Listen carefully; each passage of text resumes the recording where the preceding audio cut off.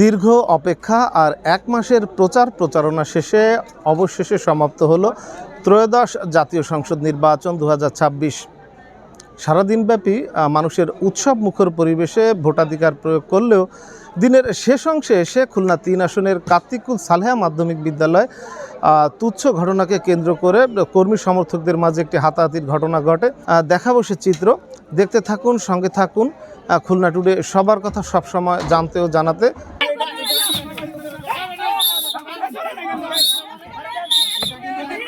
দীর্ঘ প্রতীক্ষা ও ব্যাপক প্রচারণার পর আজ অনুষ্ঠিত হয়েছে ত্রয়োদশ জাতীয় সংসদ নির্বাচনের ভোট গ্রহণ।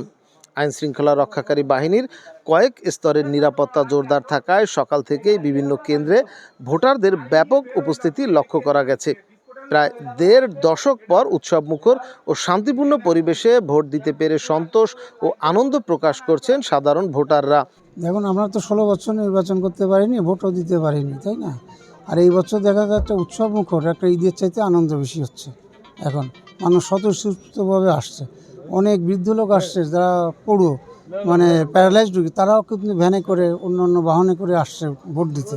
এদিকে খুলনা ৩ আসনে ধানের শীষের প্রার্থী আলহাজ রকিবুল ইসলাম বকুল সকাল ৯টায় নগরীর মাওলানা ভাসানী বিদ্যাপীঠ কেন্দ্রে তার ভোট প্রদান করেন। এ সময় তিনি নির্বাচনে জয়ের ব্যাপারে শতভাগ আশাবাদ ব্যক্ত করেন, তবে ব্যালট সংক্রান্ত কিছু ত্রুটির বিষয়ে উল্লেখ করেন তিনি।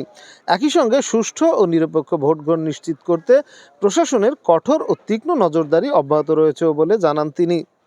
আমাদের গণতন্ত্রের পথে বাধা সৃষ্টি করছে এবং আমরা আশঙ্কা করছি যে সুষ্ঠু ভোট শেষ পর্যন্ত হবে কিনা।